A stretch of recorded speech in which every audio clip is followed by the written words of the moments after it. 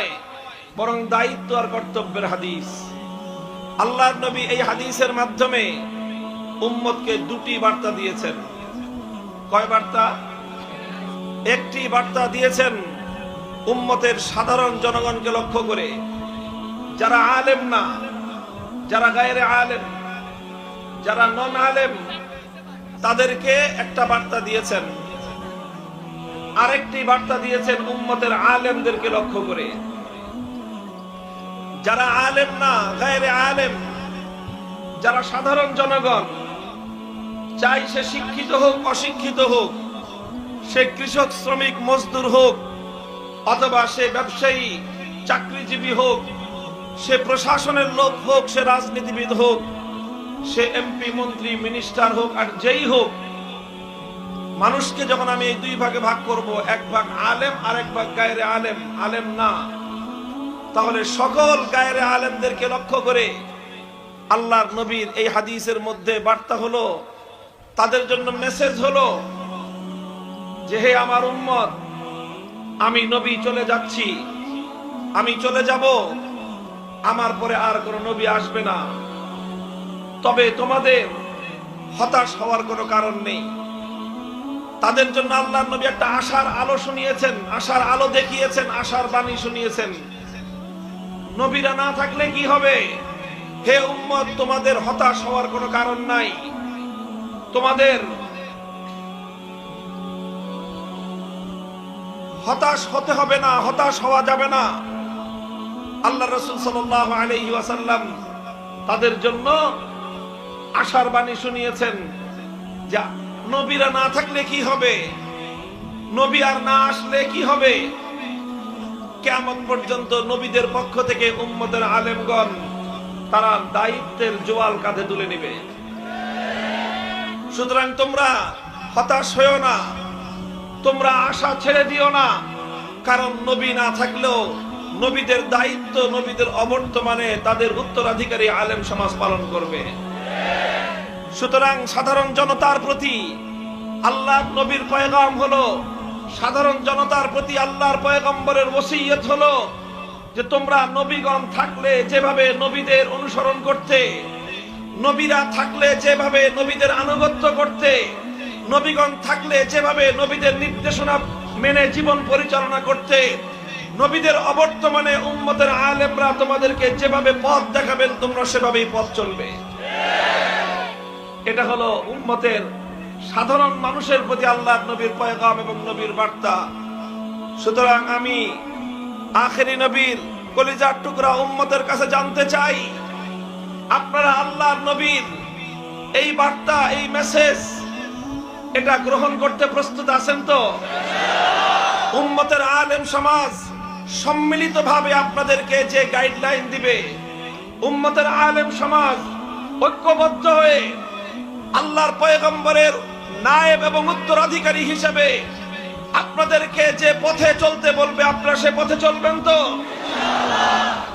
আপনারা যদি সেইভাবে পথ চলেন, উম্মতের আলেমদের অনুসরণ করেন, তাহলে একদিকে নিজেরা সৎ পথে চলতে পারবেন, হেদায়েতের উপর থাকতে পারবেন, গুমরাহি আর পথ ভ্রষ্টতার হাত থেকে আপনারা মুক্তি পাবেন। আরেকদিকে আল্লাহর নবীর কলিজা শীতল আর ঠান্ডা হবে যে আমার উম্মতকে আমি বলে এসেছিলাম আলেমদের অনুসরণ করতে, আমার উম্মত আমার কথা রেখেছে, এতে আল্লাহর নবীর কলিজা ঠান্ডা হবে। 2 নম্বর বার্তা হলো উম্মতের আলেম সমাজের প্রতি আল্লাহর নবীর বার্তা হলো, হে আলেমরা, দেখো আমি হলাম আমার উম্মতের জন্য পিতার মতো। আল্লাহর নবী স্পষ্ট বলেছেন, ইন্নামা আনা লাকুম মিসলাল ওয়ালিদি লিওয়ালাদিহি, ইন্নামা আনা লাকুম মিসলাল ওয়ালিদি লিওয়ালাদিহি।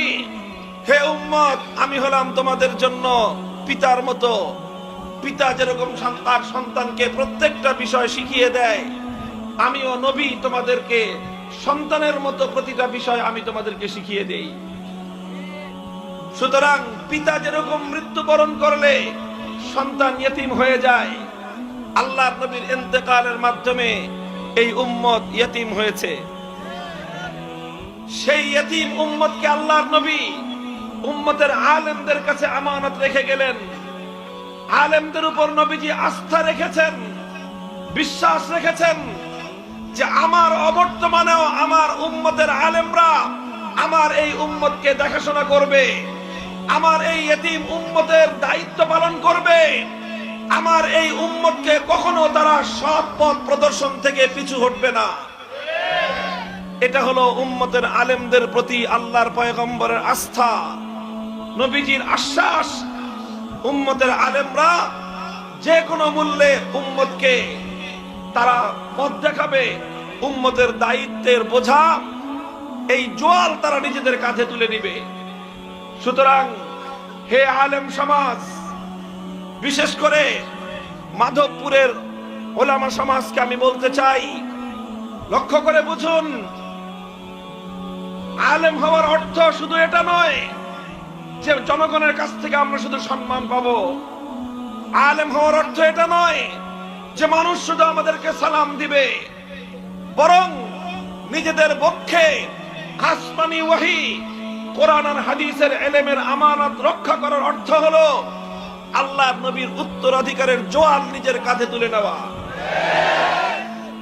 আল্লাহর নবী আশ্বাস রেখেছেন, আমাদের উপর আস্থা রেখেছেন।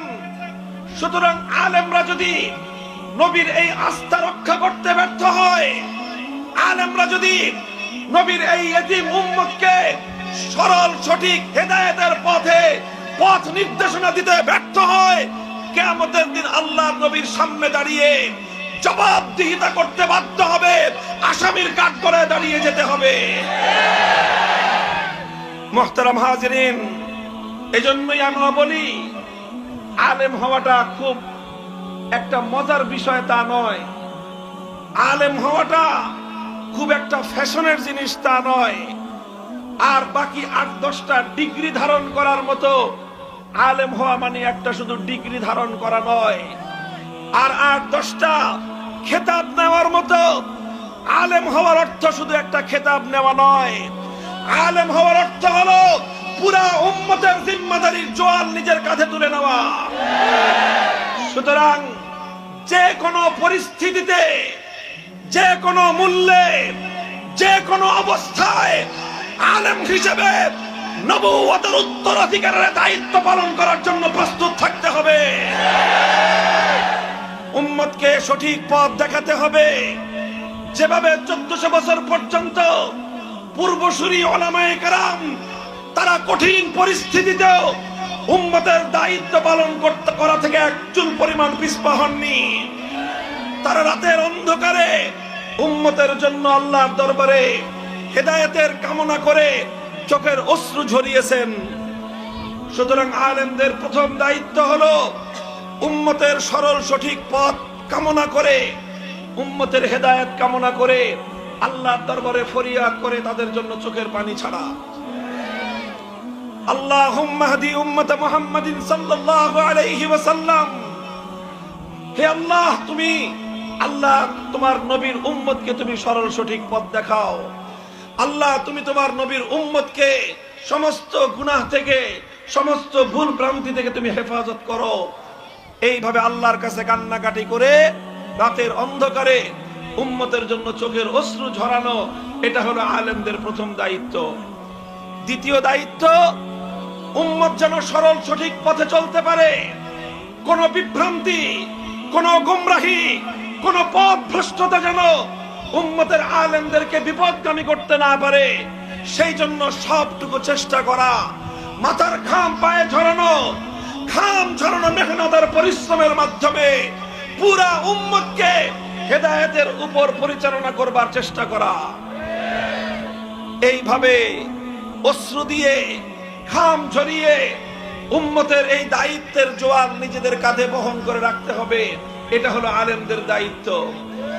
মনে রাখতে হবে, সব সময় শুধু চোখের অশ্রু আর মাথার ঘাম পায়ে ঝরিয়েই এ দায়িত্ব পালন করা যাবে না।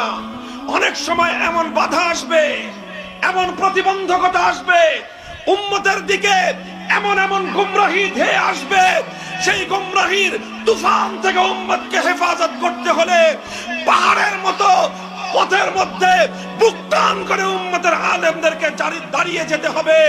আর সেই পাহাড়ের মতো দাঁড়িয়ে থাকতে গিয়ে অনেক সময় বুকের রক্ত দিতে হবে, জীবন দিতে হবে, উম্মতের আলেমদেরকে সেজন্য প্রস্তুত থাকতে হবে।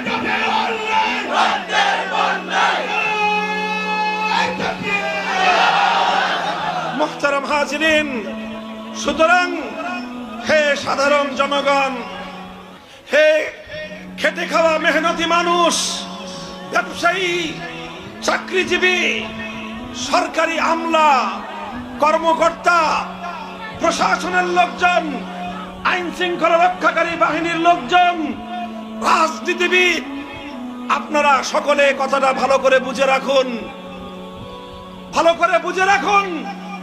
অনেকেই আলেমদের ব্যাপারে বিরক্ত হয় যে অযথাই আলেমরা চিৎকার করে, চেঁচামেচি করে। অনেকে মনে করে, অনেকে মন্তব্য করে, আলেমদের এত কথা বলার দরকার কি?